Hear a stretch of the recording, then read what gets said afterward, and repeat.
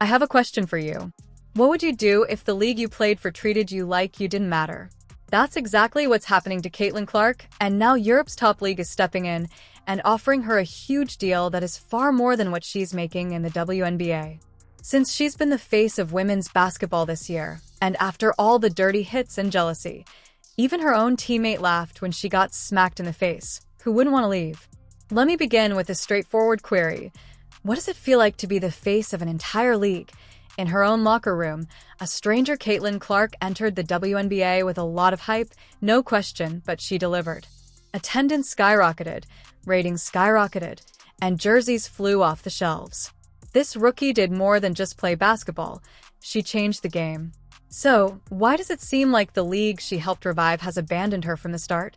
You could sense the tension in the physical plays, which felt personal and weren't just about tough defense. League officials also said there would be no fines or obvious upgrades, just an unwritten rule that she must earn her respect. But here's the thing, she earned it. She's accomplished more in a few months than most players do in a career. So, how did the WNBA allow politics and jealousy to get in the way of defending its biggest star? And more importantly, why would she stay if another league on the other side of the world is prepared to throw a lavish party? Let's talk about the physicality Caitlin endured, from hard fouls to straight-up elbows to the face. This wasn't just defense. It felt like a message.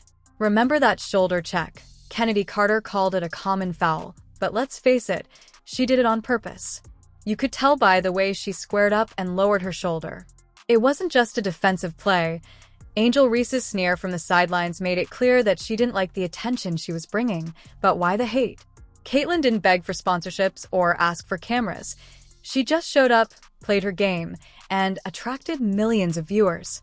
In some ways, that made her a target because, as a rookie, you're treated like it's Game 7 every night and it's not basketball, it's personal. And despite everything, she never faltered and always got back up. That's toughness, but the WNBA's silence was deafening. No league protection, no public support, no declaration of, "We've got your back." If Europe is watching this unfold, they should say, "Hey Caitlin, we see you, we value you."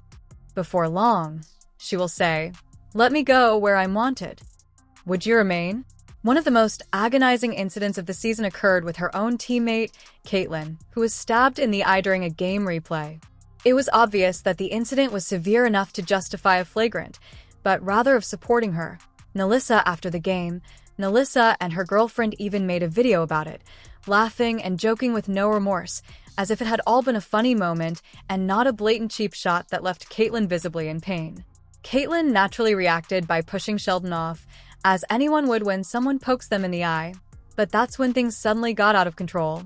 Smith's teammate laughed it off even worse, laughing with the player who did it, and that player just so happened to be her girlfriend.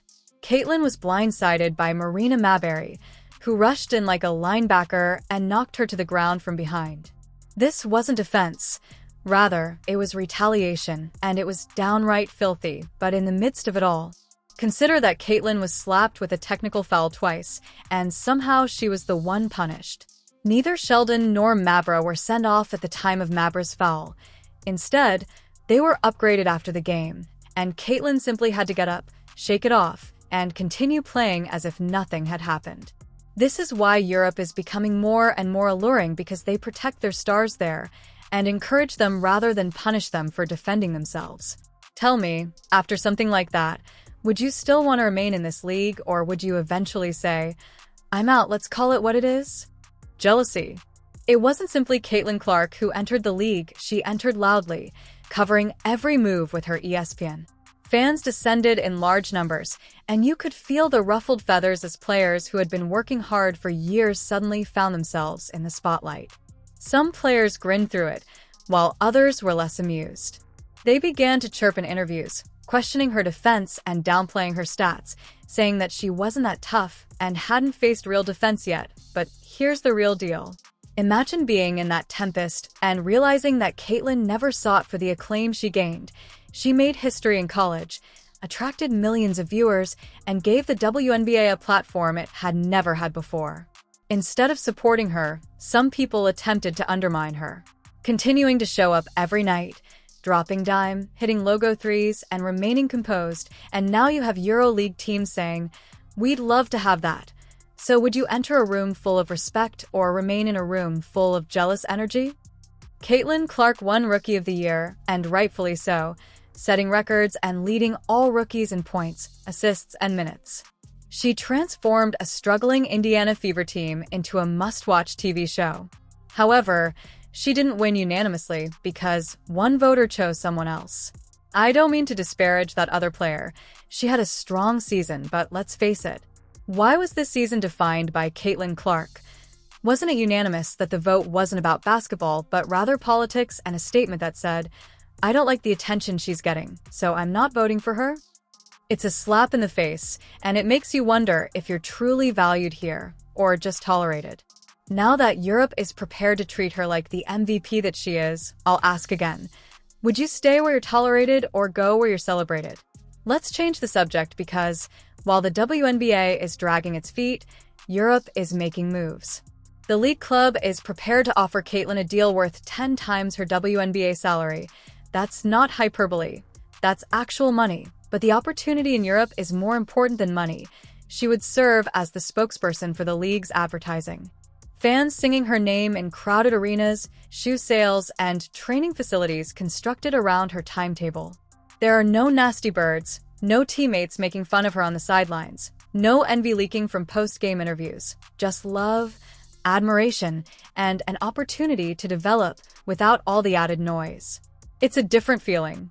It's a lifeline, not simply an offer. So once more, when someone else steps up and offers the title after you've been dragged through the mud by your own league, what do?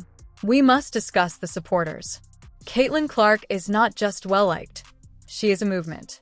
She is the reason young girls are picking up basketballs again, and why college and professional women's basketball are finally receiving attention.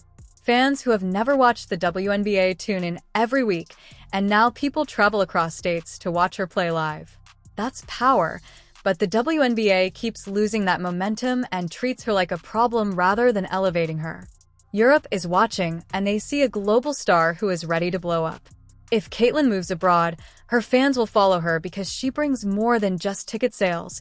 She brings energy, culture, and eyeballs, and that's priceless. So, consider how many leagues would kill for that kind of following and how many would let it go. What would you do if Caitlin left? The WNBA loses more than just her. It also loses momentum, hype, ratings, casual fans who finally tuned in, the new sponsors, media buzz, and momentum. Every time she doesn't play, the league's anchor, and they don't protect her like one. This isn't just about a player, it's about the brand. Caitlin Clark gave the WNBA relevance, and the league treated her like a rookie. Now that Europe is prepared to give her the throne, the WNBA will have no one to blame but itself. Some people claim that if Caitlin leaves, she's quitting because she's fleeing the grind, but the truth is that players have left before. For example, Diana Taurasi once skipped the WNBA season to play overseas, and Breanna Stewart earned millions in Russia. Let's pause and consider what Caitlin Clark has endured and what she's receiving. In exchange, this woman entered the WNBA as the most anticipated rookie in league history. She is selling out arenas, breaking viewership records, and making people care about the league like never before. You would think that the WNBA would be doing everything in their power to defend her and pay her, but instead, she is getting poked in the eye, slammed to the ground, ridiculed by teammates, and denigrated in the media.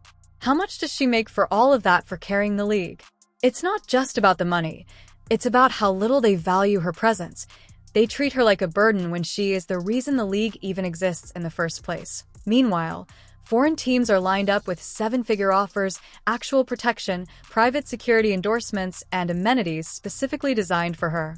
The WNBA had a generational star who treated her badly, so it's hard to blame her for considering leaving. If your league allowed you to be underpaid and harassed, how would you respond? Caitlin Clark finds herself at a turning point. One route continues in the WNBA, while the other leads abroad.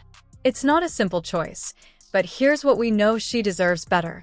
Remaining faithful to a league that hasn't protected her, or moving to one where her presence and her value will be fully valued. Here's my last question for you. If you were Caitlin Clark, What would you do? Would you continue playing in a league that treats you like a burden, or would you take advantage of your skills and be treated like a blessing? Please let me know in the comments, and if you ride with Caitlin wherever she plays, please hit the like button and subscribe. Europe is the place that grants her the peace, protection, and power she has earned.